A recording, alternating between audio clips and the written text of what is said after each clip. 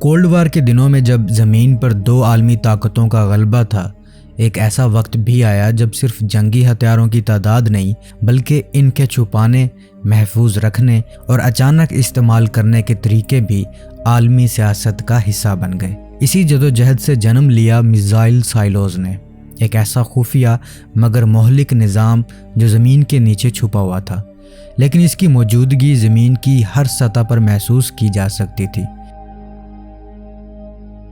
یہ کہانی شروع ہوتی ہے امریکہ سے، ایک ایسی طاقت جو دوسری عالمی جنگ کے بعد دنیا میں عسکری اعتبار سے اپنا سکہ بٹھا چکی تھی، مگر جب سوویت یونین نے 1949 میں اپنا پہلا ایٹمی دھماکہ کیا تو واشنگٹن میں ہلچل مچ گئی۔ اب امریکہ کو یقین ہو چکا تھا کہ صرف ایٹمی طاقت کا ہونا کافی نہیں ہے، بلکہ اس طاقت کو دشمن تک ہر وقت پہنچانے کی صلاحیت بھی ضروری ہے۔ اس وقت تک بمبار طیاروں کے ذریعے ایٹم بم لے جانا ہی واحد حل تھا، لیکن طیارے فضا میں آسانی سے دشمن کے ریڈار میں آ جاتے تھے اور انہیں مار گرانا ممکن ہوتا جا رہا تھا۔ 1950 کی دہائی کے وسط میں امریکہ نے بیلسٹک میزائلز پر تیزی سے کام شروع کیا۔ یہ میزائل ہزاروں کلومیٹر دور دشمن کے شہر کو نشانہ بنا سکتے تھے، وہ بھی چند منٹوں میں۔ مگر اب سوال یہ تھا کہ ان مہنگے اور حساس میزائلوں کو کہاں محفوظ رکھا جائے؟ جواب تھا زمین کے نیچے، وہ جگہ جہاں دشمن کا پہلا حملہ بھی مکمل تباہی نہ لا سکے۔ یوں وجود میں آئے میزائل سائلوز، یعنی زمین کے نیچے کھودے گئے گہرے اور محفوظ کنکریٹ کے خانے جن میں بیلسٹک میزائل عمودی حالت میں رکھے جاتے ہیں۔ ان میں دھماکہ خیز ہتھیار لگا کر انہیں ہر وقت لانچنگ کے لیے تیار رکھا جاتا ہے۔ ان سائلوز کی حفاظت نہایت ہی سخت ہوتی ہے، یہ نیوکلیر بلاسٹ تک برداشت کر سکتے ہیں اور خود کار نظام کے تحت لانچ بھی ہو سکتے ہیں۔ ان کے دروازے چند سیکنڈز میں کھلتے ہیں اور میزائل آسمان کی جانب اڑ جاتا ہے اپنی ہلاکت خیز منزل کی طرف۔ امریکہ نے اپنا پہلا میزائل سائلو 1959 میں بنایا جو اٹلس ICBM میزائل تھا۔ سائلوز کے آغاز میں میزائل کو ایک لمبے سے کنکریٹ ٹاور نما گڑھے میں رکھا جاتا، جہاں سے اسے ہائیڈرولک لفٹ سے اوپر لایا جاتا اور پھر فائر کیا جاتا، لیکن یہ طریقہ وقت طلب تھا۔ بعد ازاں منٹ مین میزائلز کے ساتھ کولڈ لانچ یا ہاٹ لانچ جیسے جدید طریقے آئے جہاں میزائل براہ راست سائلوز سے لانچ ہو سکتا تھا۔ اس کا مطلب یہ تھا کہ دشمن حملے کی صورت میں بھی میزائل زمین کے اندر سے ہی تیزی سے نکل کر اپنا نشانہ حاصل کر سکتا ہے۔ ادھر سوویت یونین نے بھی جلدی اس میدان میں قدم رکھے۔ 1960 کی دہائی میں روس نے اپنے R-36 سیتان ICBM کے لیے ہزاروں کی تعداد میں سائلوز بنائے۔ روسی سائلوز زیادہ گہرے اور محفوظ تھے اور روس کے وسیع و عریض برف پوش علاقوں میں ان کی درست جگہ کا پتہ لگانا تقریباً ناممکن تھا۔ دونوں طاقتوں کے درمیان میزائل سائلوز کی ایک خفیہ جنگ شروع ہو چکی تھی۔ یہ صرف ہتھیاروں کا مقابلہ نہیں تھا، یہ ذہانت، چالاکی اور دفاعی نفسیات کی جنگ تھی۔ سائلوز کا مقصد صرف میزائل رکھنا نہیں بلکہ دشمن کو یہ پیغام دینا بھی تھا کہ اگر تم نے پہلا وار کیا تب بھی ہمارا بدلہ یقینی ہوگا۔ اسے سیکنڈ سٹرائک کیپیبلٹی کہا جاتا ہے۔ اس نظریے نے نیوکلیر جنگ کو روکنے میں اہم کردار ادا کیا کیونکہ دونوں طرف کا نقصان یقینی ہوتا، اور یہی تصور میڈ کہلاتا ہے، یعنی میوچولی ایشورڈ ڈسٹرکشن، یعنی اگر تم ہمیں مارو گے تو ہم بھی تمہیں ختم کر دیں گے۔ وقت کے ساتھ ساتھ سائلوز میں جدید ٹیکنالوجی بھی شامل ہوتی گئی۔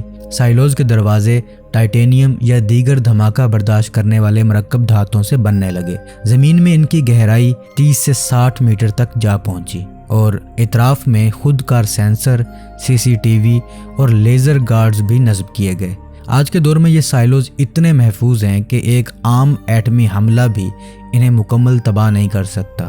اگرچہ امریکہ اور روس کے پاس اب سب میرین سے داغے جانے والے میزائل یعنی کہ SLBM اور موبائل لانچرز بھی موجود ہیں، لیکن میزائل سائلوز کی اپنی جگہ اب بھی اہم ہے۔ یہ دشمن کے لیے ایک مستقل خطرہ ہوتے ہیں کیونکہ ان کی جگہیں کسی حد تک معلوم ہوتی ہیں اور ان سے ہٹ کر خطرات باقی ہوتے ہیں، یعنی دشمن کی نیند اڑانے کو یہ کافی ہیں۔ چین نے بھی سائلوز میں خاصی سرمایہ کاری کی ہے۔ حالیہ سالوں میں سیٹلائٹ تصاویر سے یہ انکشاف ہوا ہے کہ چین نے اپنے صحرا نما علاقوں میں سینکڑوں نئے سائلوز بنائے ہیں، جو امریکہ اور بھارت دونوں کے لیے تشویش کا باعث ہیں۔ چین کا یہ قدم بھی اسی اصول پر ہے، اپنی جوہری صلاحیت کو محفوظ اور مؤثر رکھنا۔ یہ سائلوز آج بھی عالمی طاقتوں کی جنگی حکمت عملی میں ایک خاموش مگر کلیدی کردار ادا کرتے ہیں۔ یہ زمین کے اندر چھپے ہتھیار نہ صرف دشمن کو خبردار رکھتے ہیں بلکہ اپنے ملک کے لیے ایک نفسیاتی ڈھال کا کام بھی کرتے ہیں۔ آج کے اس جدید دور میں جب ہائپرسونک میزائل اور لیزر ہتھیار میدان میں آ چکے ہیں، میزائل سائلوز کی اہمیت کم ضرور ہوئی ہے مگر ختم نہیں ہوئی۔ یہ گہری زمین کے اندر چھپے کنکریٹ اور فولاد کے قلعے ہمیں یاد دلاتے ہیں کہ طاقت کبھی صرف آواز یا دھماکے سے ظاہر نہیں ہوتی۔ بعض اوقات خاموشی سے زمین میں دفن طاقت بھی دنیا کی تقدیر بدل سکتی ہے۔ سائلوز کا منہ اوپر سے بہت موٹی دھات یا کنکریٹ کا دروازہ ہوتا ہے جو حملے سے محفوظ ہوتا ہے اور صرف لانچ کے وقت کھلتا ہے۔ اگر اس کے کام کرنے کے طریقے کی بات کی جائے تو جیسے ہی لانچ آرڈر ملتا ہے، دروازہ خود کار طور پر چند سیکنڈز میں کھل جاتا ہے۔ میزائل یا تو کولڈ لانچ طریقے سے پہلے دھماکہ خیز گیس سے باہر دھکیلا جاتا ہے اور پھر فضا میں انجن جلتا ہے، یا پھر ہاٹ لانچ طریقے سے اندر ہی انجن آن کر کے باہر نکالا جاتا ہے۔ میزائل فضا میں جا کر خود کار نظام کے تحت اپنے ہدف کی طرف سفر کرتا ہے۔ ہر سائلوز اکیلا نہیں ہوتا بلکہ اسے ایک کنٹرول سینٹر سے منسلک کیا جاتا ہے جو زمین کے اندر یا قریب کے فوجی اڈے پر ہوتا ہے۔ یہاں پر موجود افسران کو لانچ کا حکم اعلیٰ قیادت سے ملتا ہے اور 2 افسران کی تصدیق کے بغیر کوئی میزائل لانچ نہیں ہو سکتا۔ اسے 2 مین رول کہتے ہیں۔ سائلوز میں ہارڈ وائرڈ یا ریڈیو لنک کے ذریعے اعلیٰ فوجی کمانڈ سے مسلسل رابطہ ہوتا ہے۔ اگر اوپر سے نیوکلیر حملے کا حکم آئے تو یہ آرڈر سائلوز میں موجود عملے کو ملتا ہے۔ بعض جدید سائلوز میں ڈیڈ ہینڈ سسٹم یا پریمیٹر جیسے خود کار لانچنگ سسٹم بھی ہوتے ہیں، یعنی اگر پورا کمانڈ سینٹر تباہ ہو جائے تب بھی کمپیوٹر خود فیصلہ کر کے بدلہ لینے کے لیے میزائل چلا سکتا ہے۔ میزائل سائلوز کے اندر درجہ حرارت، نمی اور دباؤ کو مخصوص سطح پر رکھا جاتا ہے تاکہ میزائل کا فیول اور آلات خراب نہ ہوں۔ اس کے لیے ایئر کنڈیشننگ، وینٹیلیشن، ہیٹرز اور دیگر ماحولیاتی سسٹمز ہوتے ہیں۔ ہر میزائل سائلوز میں موجود میزائل روزانہ کی بنیاد پر خود کار طور پر چیک ہوتا ہے۔ اس کے فیول لیول، کمپیوٹرز، وار ہیڈز اور لانچ سسٹم کی صحت کو مسلسل مانیٹر کیا جاتا ہے۔ اگر مرکزی پاور سپلائی ختم ہو جائے تو ہر سائلوز کے ساتھ ڈیزل جنریٹر یا بیٹری بیک اپ ہوتا ہے تاکہ کسی بھی صورت میں میزائل لانچنگ معطل نہ ہو۔ کئی ممالک جیسے روس اور چین فیک یا جعلی سائلوز بھی بناتے ہیں تاکہ دشمن کو کنفیوز کیا جا سکے کہ اصل میزائل کہاں ہے۔ پاکستان اور بھارت کی بات کی جائے تو پاکستان اور بھارت دونوں کے پاس میزائل سائلوز کے حوالے سے صورتحال کچھ پیچیدہ اور مختلف ہے، اور اس کا انحصار ان کے نیوکلیر اسٹریٹجی، تکنیکی صلاحیت اور دفاعی ترجیحات پر ہے۔ بھارت نے سرکاری طور پر کبھی اعتراف نہیں کیا کہ اس کے پاس میزائل سائلوز ہیں، لیکن متعدد رپورٹس، سیٹلائٹ تصاویر اور تھنک ٹینکس کے تجزیات کے مطابق بھارت کے پاس زمین سے مار کرنے والے بین البراعظمی بیلسٹک میزائل جیسے اگنی 5 کے تجربات اور تیاری کے ساتھ ساتھ سائلوز جیسے نظام بنانے کی صلاحیت بھی موجود ہے۔